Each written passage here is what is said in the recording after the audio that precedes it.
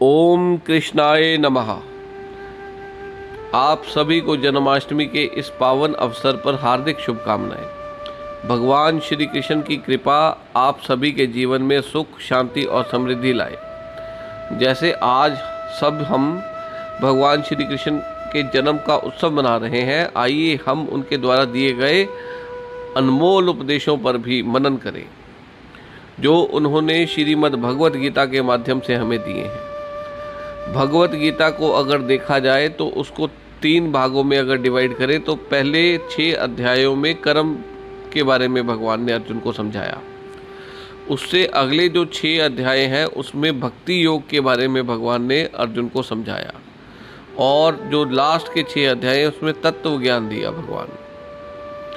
तो जो हमारे में से कई लोग ऐसे हैं जिनके घर में भगवत गीता है, लेकिन कुछ कारणों की वजह से, कुछ समझ ना आने की वजह से, समय के अभाव के कारण उसका अध्ययन नहीं कर पाए। तो कोई बात नहीं, आज का जो हमारा सेशन है उसका मोटिव ही ये है कि हम दोबारा जुड़ जाएं भगवत गीता के साथ, हम दोबारा उसका अध्ययन स्टार्ट कर दें।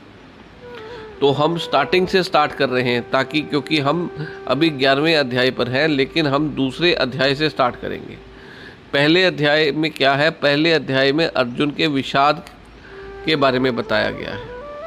अर्जुन का जो मोह है वही उसके दुखों का कारण बन जाता है, और एक तरह से पहले 8 अध्यायों में पिछले अध्याय का रिकैप भी हो जाएगा। पहले 8 श्लोकों में दूसरे अध्याय के, उसमें अर्जुन और भगवान श्री कृष्ण का संवाद है। अर्जुन अपनी मनोदशा भगवान के सामने व्यक्त करता है कि वो क्यों युद्ध नहीं लड़ना चाह रहा। तो स्टार्ट करते हैं। इसका जो पहला श्लोक है वो संजय ने बोला है। संजय धृतराष्ट्र को बोल रहे हैं, तम तथा कृपयाविष्टम अश्रुपूर्णाकुलेशनम विषीदन्त इदं वाक्यम उवाच मधुसूदना। संजय धृतराष्ट्र को बता रहे हैं, तब वहाँ अर्जुन को तम तथा कृपयाविष्टम, कृपा के आवेश में आकर अश्रुओं से युक्त देख, हताश और निराश देख। तम तथा कृपयाविष्टम अश्रुपूर्ण अकुलेशनम विषीदन्त इदम वाक्यम। तब भगवान श्री कृष्ण ने अर्जुन से ये वचन कहे। इसका अभिप्राय क्या है कि जब हम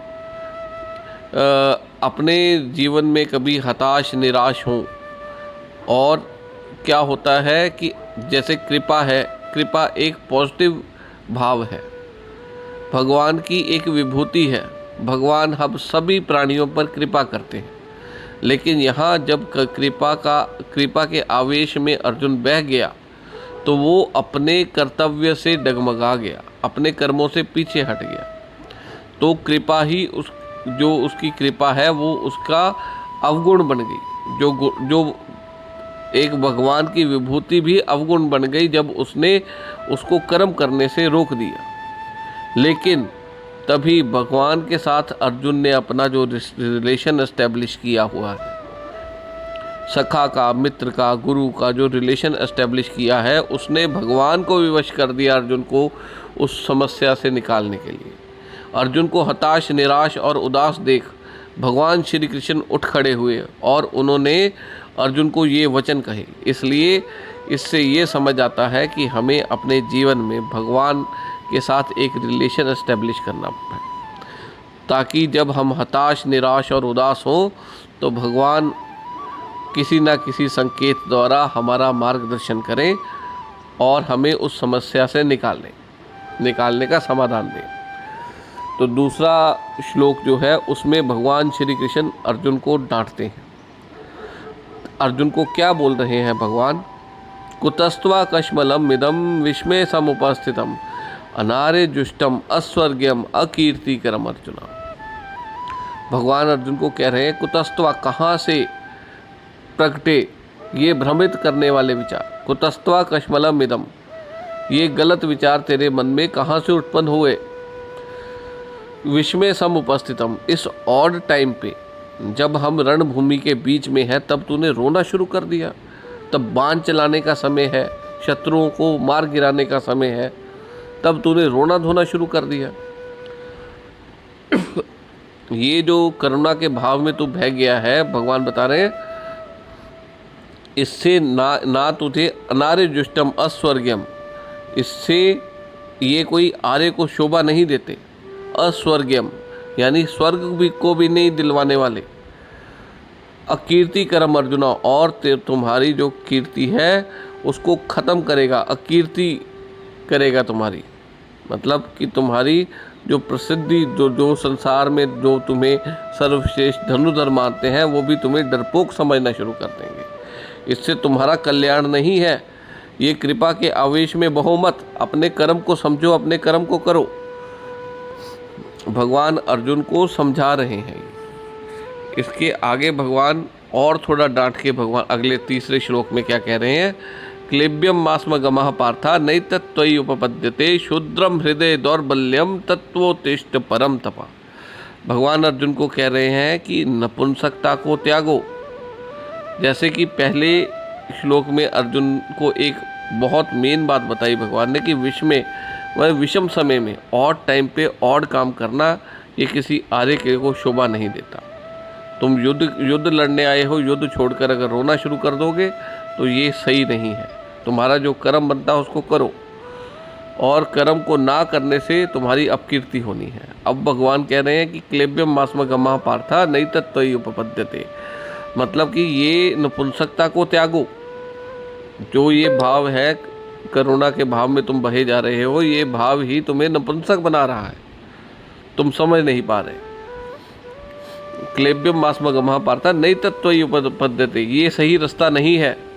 भगवान कह रहे हैं नई तत्त्वयि उपपद्यते शूद्रम हृदय दौर्बल्यम, अपने हृदय की दुर्बलता को दूर करो और युद्ध के लिए सज्ज हो जाओ। भगवान अर्जुन को समझा रहे हैं, कर्म के फल के चिंतन में जो तुम्हारे हृदय ने दुर्बलता को धारण किया है, उस दुर्बलता को त्यागो और युद्ध के लिए सज्ज हो जाओ। अब यहाँ से आगे अर्जुन अपने मन के भाव भगवान श्री कृष्ण के आगे प्रकट कर रहे हैं। अर्जुन बोल रहे हैं, अर्जुन उवाच कथम भीष्म महम संखे द्रोणच मधुसूदना यशु भी प्रतियोत्स्यामि पूजा रही वरिसूदना। अब अर्जुन अपने मन की व्यथा बता रहे हैं भगवान श्री कृष्ण को। अर्जुन कह रहे हैं कि जैसे उनके सिर से बाप का साया बचपन में ही चला गया, तो उनको जो प्यार लाड प्यार मिला वो भीष्म पितामह से मिला।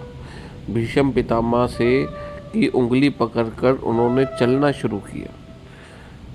भीष्म पितामह उनके लिए पूजनीय हैं। और द्रोणाचार्य जो उनके गुरु हैं, जिन्होंने उनको सभी तरह की शिक्षा से पारंगत किया, उनसे उन्होंने धनुष चलाना सीखा, गदा चलाना सीखा, बाकी ज्ञान दिया, सब द्रोणाचार्य जी ने दिया उनको। तो दोनों ही भीष्म पितामह और गुरु द्रोण उनके लिए पूजनीय हैं।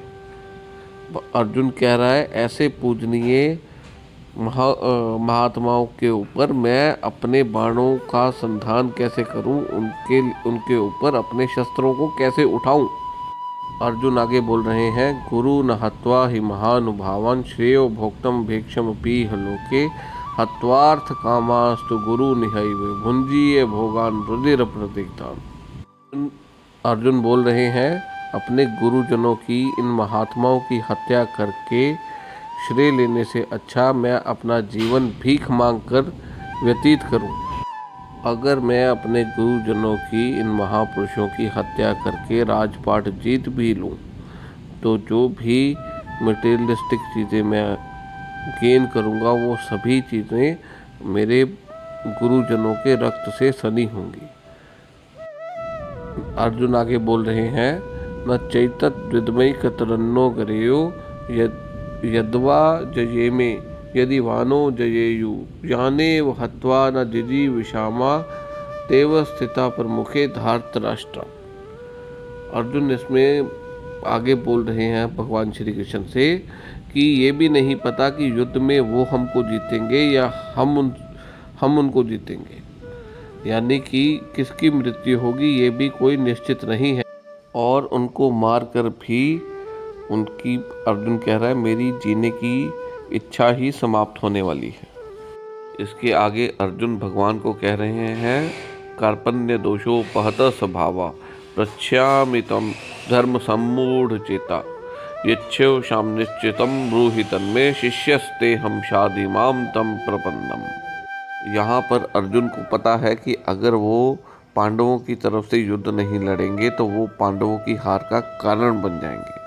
तो अर्जुन दोनों चीज़ों में कंफ्यूज है कि अगर युद्ध लड़ेगा तो उसके प्रियजन अपने ही मरेंगे और अगर वो नहीं लड़ेगा तो उसके अपने ही हारेंगे।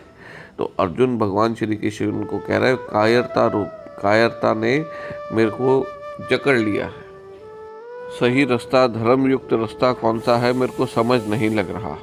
हे कृष्ण, मैं आपकी शरणागत हूँ, आपका शिष्य हूँ, मेरे को सही रास्ता दिखाइए, धर्म युक्त जो रास्ता है वो मेरे लिए निश्चित कीजिए। यहाँ अर्जुन ने समर्पण कर दिया भगवान श्री कृष्ण को, बोल दिया कि उसको उसका सही रास्ता समझ नहीं आ रहा, इस सिचुएशन में पता नहीं लग रहा कि कौन सी डायरेक्शन में जाए। तो अर्जुन ने कहा, हे प्रभु, मेरा रास्ता निश्चित कीजिए, आपके अकॉर्डिंग जो सही है वो रास्ता मेरे को दिखाइए। इसके आगे अर्जुन बोल रहे हैं, ना ही प्रपश्यामि मम पुनरुद्यात् यच्छो कामुच्छो शर्मेन्द्रियाणाम अवाप्य भूमावसपत्न मृदम राज्यम सुराणामपि चाधिपत्यम। अर्जुन बोल रहे हैं, मुझे ऐसा कोई उपाय नहीं सूझ रहा जो मेरे इंद्रियों के सुखाने वाले इस शोक को दूर कर सके। यानी अर्जुन इस वक्त बहुत शोक में है। अर्जुन अपनी व्यथा बता रहे हैं भगवान श्री कृष्ण को। अर्जुन बोल रहे हैं, यदि मैं धन संपदा से भरपूर इस पृथ्वी पर निष्कंटक राज्य प्राप्त कर लेता हूँ और देवताओं जैसे प्रभुत्व को पा लेता हूँ, तब भी मुझे इस शोक को दूर करने का कोई साधन नजर नहीं आ रहा। हे प्रभु, मेरी रक्षा करो, मेरे को इस शोक से निकालो और मेरे लिए जो उत्तम है उस रास्ते को मेरे को दिखाओ। यहाँ तक हमने 8 श्लोक दूसरे अध्याय के कवर कर लिए। इसके आगे भगवान अर्जुन को बताना स्टार्ट करेंगे, समझाना स्टार्ट करेंगे कि उसके लिए उत्तम क्या है। जय श्री कृष्ण।